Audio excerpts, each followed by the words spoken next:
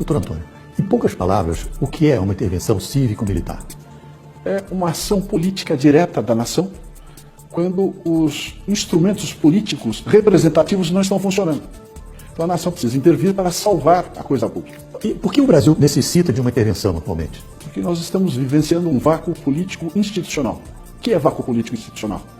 É a relativização do poder do Estado. Ou seja, nós temos ambientes sociais em que o poder do Estado não se opera. Por exemplo, as favelas, as periferias, os acampamentos do sem terra, por exemplo. E as cadeias?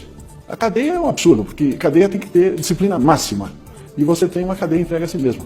O crime é que manda na cadeia. Isso tudo é relativização do poder do Estado. E o Estado foi criado para proteger as pessoas, e não para proteger o crime, como vem acontecendo. E como é que seria essa intervenção no Brasil? Veja, a Constituição Federal, sabiamente, sabedoria dos seus redatores, não dos políticos que debateram a Constituinte, sabiamente ela estabeleceu no artigo 1º, no artigo 142, que a sociedade pode ter uma ação política direta, através dos seus instrumentos de força, que são os seus exércitos. Qualquer nação tem o exército como instrumento de garantia. E é assim que se opera. A nação, junto com os seus mandatários militares, intervém no processo político, afasta o crime do poder do Estado, faz uma adequação de mecanismos institucionais e convoca eleições gerais. E quais seriam as consequências de uma intervenção cívico-militar? O Brasil, em primeiro lugar, ganharia estabilidade política e econômica, em segundo lugar. O que o mundo precisa. Um Brasil forte para comprar e vender mais. E abastecer os mercados com seus produtos agrícolas e minerais. Essa é a consequência. Então o Brasil sairia da 7ª, 8ª potência e em 2 anos iria para 3º lugar. Nós ultrapassaríamos o Japão com certeza. Em 2 anos apenas. Beleza. E qual a diferença de uma intervenção cívico-militar comparado com o tal chamado golpe militar de 64? Veja, em 64 o ambiente era diferente. O Brasil era uma província poeirenta que vivia a Guerra Fria, que era instrumento do poder real, que é uma guerra que realmente não ocorreu, que as potências sempre se entenderam. Agora, os países periféricos viviam uma guerra sangrenta que não traduzia a realidade. E o Brasil temia que a ideologia tomasse conta da sua vida, afastando as suas crenças e o convívio social adequado. E uma intervenção... Houve intervenção, e naquele tempo, eu digo naquele tempo que faz tempo mesmo, 64, houve uma intervenção cívico-constitucional também. Só que o povo só participou da intervenção propriamente dita. Em seguida se afastou da coisa pública. E a proposta atual é que o povo continue, mas como? Como fiscal do exercício do poder. São esses mecanismos de fiscalização que nós temos que apropriar o mecanismo do Estado. E quanto tempo duraria uma intervenção até que se estabelecesse novas votações e eleições? Em primeiro lugar, a intervenção propriamente dita, o país tem que funcionar rapidamente, com uma nova feição. Você tem que alterar a Constituição, dotando-a de mecanismos que possibilitem que a sociedade fiscalize o exercício do poder. Por exemplo, corregedorias compostas por cidadãos, ampliar a competência do Tribunal do Júri para que os políticos sejam julgados pela sociedade. Então, feito isso, você tem que adequar o mundo partidário para afastar o crime desse mundo também. Quando você saneia a coisa pública, você tem que aprimorar os mecanismos de escolha, ou seja, o processo eleitoral propriamente dito, que é um mecanismo de escolha. Você tem que garantir, em primeiro lugar, o quê? A liberdade de escolha do cidadão.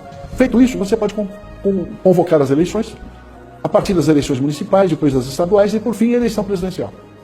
E quais são os aspectos benéficos a longo prazo? A longo prazo, o Brasil assume o seu papel de potência internacional. Porque existem potências naturais.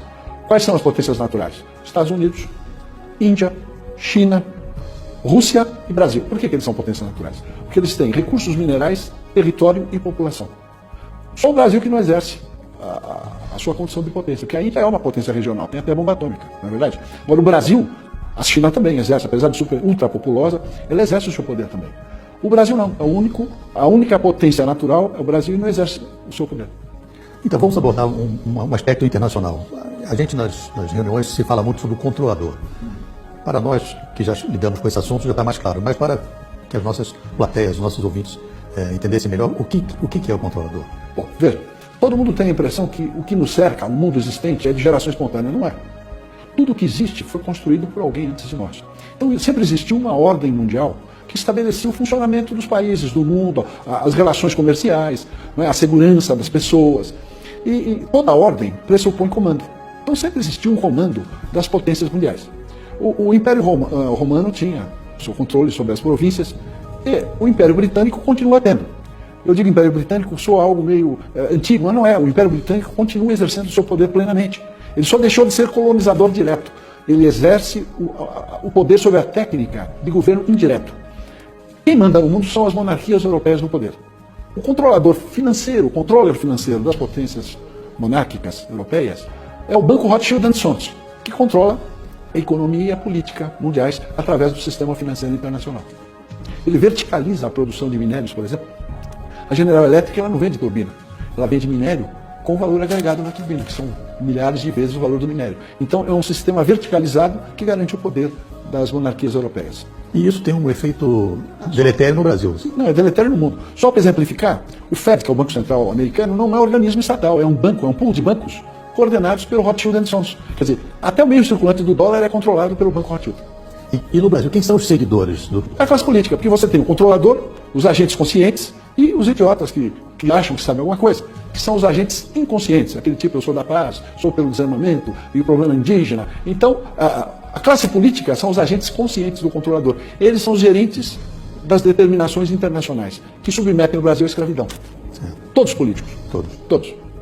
Na sua opinião, quando o presidente Trump assumir, e caso haja uma intervenção cívico-militar aqui, qual que você acha que seria a posição dele em relação a isso? Veja, o mundo precisa de um Brasil estável política e economicamente. Por quê? Porque se você aumentar a renda através de uma estabilidade política e econômica, você aumenta o comércio internacional 5 vezes. Isso vai garantir estabilidade política e econômica na Europa, nos Estados Unidos e garantir a segurança alimentar da Ásia. Então, só o Brasil é que pode fazer isso. Porque um Brasil estável, ele puxa para o mercado de consumo 400 milhões de latino-americanos. Então, um mercado considerável, que tem a vantagem de não pressionar as fontes produtivas de alimentos, que aqui nós produzimos alimentos, e commodities minerais, porque nós produzimos as commodities. Então vai haver uma pressão sobre o preço das commodities. Agora, o Trump foi uma reação do povo americano contra o controlador. Por quê? Porque o Fed manda nas finanças americanas. E quem manda no Fed é o controlador. Então, nessa medida, os Estados Unidos, quando elegeram o Trump, eles estão procurando a autodeterminação. Lá foi possível pelo processo de escolha eleitoral, porque o processo é adequado. Agora, o nosso processo de escolha, nosso mecanismo de escolha eleitoral é inadequado, é só para o crime ganhar. Então é impossível você autodeterminar o Brasil através do processo político partidário. É por isso que nós temos que intervir nesse processo e garantir que o Brasil seja uma potência a curto prazo. Eu sei que o assunto nióbio é muito extenso, mas se a gente fizesse um resumo do qual seria a vantagem de uma intervenção militar na questão do nióbio. Bom, o nióbio é um dos principais minérios do mundo moderno, não é verdade? Mas o Brasil produz outros minérios, tem reservas minerais estratégicas de praticamente todos os minérios dos quais o primeiro mundo é dependente. Chega até a 100%. Nióbio, o primeiro mundo todo é dependente de 100%. E outros minérios também, terras raras. De sorte que o Brasil perde por dia em contrabando e subfaturamento de exportações de minérios estratégicos $1 bilhão por dia. Só em nióbio nós perdemos $100 bilhões por ano. Só para fazer uma comparação, o ano passado a União arrecadou em imposto de renda à pessoa física, descontado na fonte, $139 bilhões. Só em nióbio nós perdemos $100 bilhões, o equivalente a quase 3 vezes o que ele arrecada com imposto de renda. Então, se você estancar a sangria das receitas com exportações de minérios, você vai reduzir os impostos a menos de 30% do que você paga hoje. Com o imposto único, você passa a pagar 17% ao ano. Com a malha tributária de hoje é 36%. Mas dependendo da faixa salarial é muito mais. Porque, por exemplo, quem ganha R$10 mil, paga 30% de imposto de renda, fica 7%. Desconta INSS e outras coisas, o sujeito leva 6 mil para casa. Só que do que ele consome, 50% é imposto. Então ele ganha 10 e fica com 3. Na realidade, quem ganha R$10 mil, que é uma classe média forte, ele paga 70% de impostos, o que é um absurdo. Isso é escravidão. Né? Porque o escravo, acho que ele tinha garantia de teto, garantia de comida, de roupa e de saúde. O patrão dele queria que ele tivesse saúde para trabalhar. Nós não temos garantia de nada disso e pagamos 70% de impostos. É um absurdo. Não, isso é escravidão. Né? Você trabalhar à custa de comida é escravidão. Né?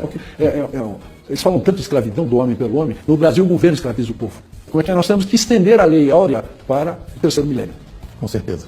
Eu espero que com suas palavras, o seu pensamento, a gente possa mobilizar cada vez mais pessoas e que conscientemente saibam o que é uma intervenção cívico-militar para o bem do Brasil e não para uma casta. Eu não diria que seria cívico-militar, porque o setor militar é mero instrumento da sociedade. Então a intervenção é da sociedade. Certo. O Império Romano já tinha isso. Agora, eu quero ressaltar o seguinte, que eu simplesmente estou descrevendo fatos. Eu não estou inventando nada, nem Uai, seu app de vídeos curtos.